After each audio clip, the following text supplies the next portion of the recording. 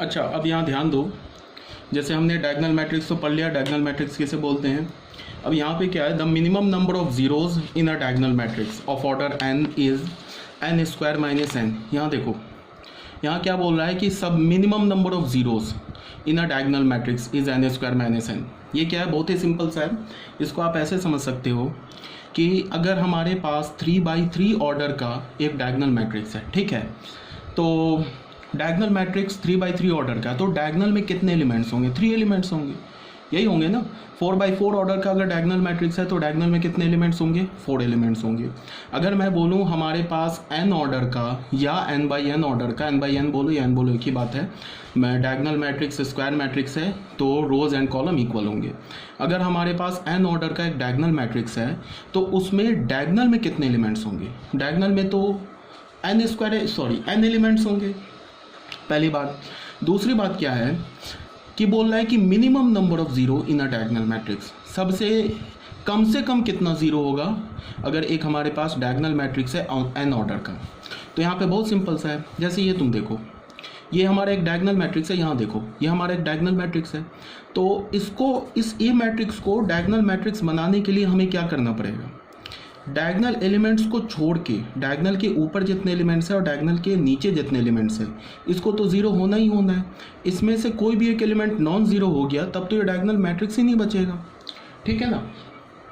तो अगर मैं तुम्हें बोलूँ कि इस 3x3 ऑर्डर में मिनिमम नंबर ऑफ ज़ीरो कितना होना चाहिए, तो मिनिमम नंबर ऑफ ज़ीरो के लिए तुम ऐसे देखो, टोटल एलिमेंट्स कितने हैं, टोटल तो 3 × 3 9 एलिमेंट है, 3 स्क्वायर एलिमेंट है इस मैट्रिक्स में, तो इसमें टोटल 3 स्क्वायर एलिमेंट है। अगर मैं इस 9 एलिमेंट में से इस डायगोनल के 3 एलिमेंट्स को हटा दूं तो हमें क्या मिल जाएगा, 9 - 3 = 6। तो मिनिमम 6 जीरोज होने चाहिए, कम से कम 6 जीरोज होने चाहिए, तभी जाके ये ए मैट्रिक्स एक डायगोनल मैट्रिक्स बनेगा, ठीक है ना। तो मतलब कि टोटल में से अगर मैं डायगोनल के एलिमेंट्स को हटा दूं तो हमें मिनिमम नंबर ऑफ जीरो आ जाएगा, ठीक है। बिकॉज डायगोनल मैट्रिक्स का कंडीशन ही है कि डायगोनल के ऊपर और नीचे क्या होना चाहिए, जीरो होना चाहिए। इस 3 में से और यहाँ 3 में से एक भी नॉन जीरो हो गया तब तो ये डायगोनल ही नहीं बचेगा। तो कम से कम इसमें 6 एलिमेंट्स, कम से कम इसमें 6 जीरोज होने चाहिए। अब कोई बच्चा पूछेगा कि ज़्यादा से ज़्यादा कितने ज़ीरोज़ हो सकते हैं, तो ज़्यादा से ज़्यादा तो हमारे पास टोटल 9 ज़ीरोज़ हो सकते हैं। अगर इसको भी मैं ज़ीरो कर दूं तो कोई प्रॉब्लम नहीं है, तो भी ये डायगोनल मैट्रिक्स है। बिकॉज डायगोनल मैट्रिक्स में तो हमें सिर्फ डायगोनल के ऊपर और नीचे के एलिमेंट से मतलब है, बस हमें ये ज़ीरो होना चाहिए। तो मिनिमम तो कितने हो जाएंगे, 6 हो जाएंगे, और मैक्सिमम कितने हो जाएंगे, 9 हो जाएंगे। तो मिनिमम को तुम कैसे निकाल सकते हो, टोटल नंबर ऑफ एलिमेंट्स में से तुम इस डायगोनल के 3 एलिमेंट्स को हटा दो तो हमें क्या मिल जाएगा, मिनिमम नंबर ऑफ जीरोज। तो टोटल कितने एलिमेंट्स है, 3 स्क्वायर, डायगोनल में कितने एलिमेंट है, 3, तो 3 स्क्वायर - 3 = 6। तो मिनिमम नंबर ऑफ जीरोज कितने हो गए, 6 हो गए, इसमें कोई प्रॉब्लम नहीं होनी चाहिए। अब जैसे देखो यहाँ बी एग्जाम्पल में देखो, अगर मैं बोलूँ कि इस बी मैट्रिक्स को अगर हमें मिनिमम नंबर ऑफ जीरो कितना होना चाहिए, तो मिनिमम तो 2 ही होना चाहिए। ये ज़ीरो हो गया तो ये डायगोनल मैट्रिक्स हो गया, ठीक है। अगर मैं इस जीरो की जगह 2 कर दूं तो भी ये डायगोनल मैट्रिक्स है। तो कम से कम इसमें तो 2 जीरो होना चाहिए, ज़्यादा से ज़्यादा 4 जीरो कर सकते हो, ठीक है। तो ये समझ में आ गया होगा, minimum number of zeros in a diagonal matrix of order n order का डायगोनल मैट्रिक्स है, तो मिनिमम नंबर ऑफ जीरो कितने होने चाहिए, n² - n। क्लियर है, n² तो हो गया total number of element, -n, ये n किस लिए है, डायगोनल एलिमेंट्स के लिए। क्लियर होना चाहिए, यहाँ तो कोई प्रॉब्लम नहीं है, ठीक है। अगर मैं बोलूँ कि minimum number of zeros in a diagonal matrix of order 3, तो ये क्या हो जाएगा, 3² - 3 6। यहाँ भी क्लियर है, कोई प्रॉब्लम नहीं है।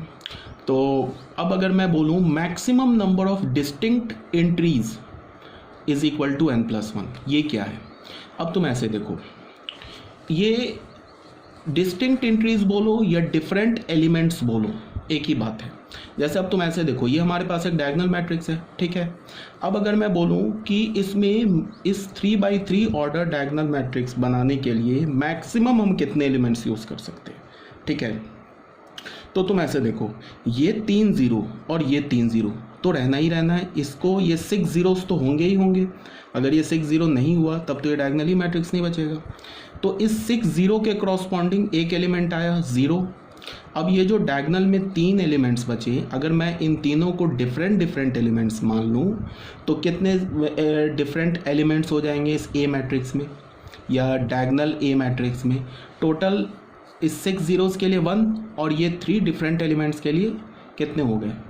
3, तो 3 + 1, तो maximum number of distinct entries कितने हो गए? 4। अब कोई अगर इसमें 0 0 डाल दोगे तो भी ये डायगोनल मैट्रिक्स हो गया, तो उस केस में क्या हो जाएगा? Minimum number of entry in a diagonal matrix is 1। Minimum number of entry क्या हो जाएगा? 1। क्लियर है? ये तो बहुत सिंपल सी बात है, IQ बेस्ड है ये, इसमें कोई फॉर्मूला नहीं हमें रटना है, ठीक है ना? तो maximum number of different entries कितने हो गए? n+1। ये n किस लिए आया? ये अगर हमने डायगोनल में डिफरेंट एलिमेंट्स डाले तो हमारे पास डायगोनल में n डिफरेंट एलिमेंट्स आ गए, प्लस ये 1 किस लिए आया? डायगोनल के ऊपर और डायगोनल के नीचे जितने ज़ीरोज़ हैं ना, उन सारे ज़ीरो के क्रॉसपॉन्डिंग तो एक ही एलिमेंट आया ना, 0, तो ये 1 उसके लिए आया।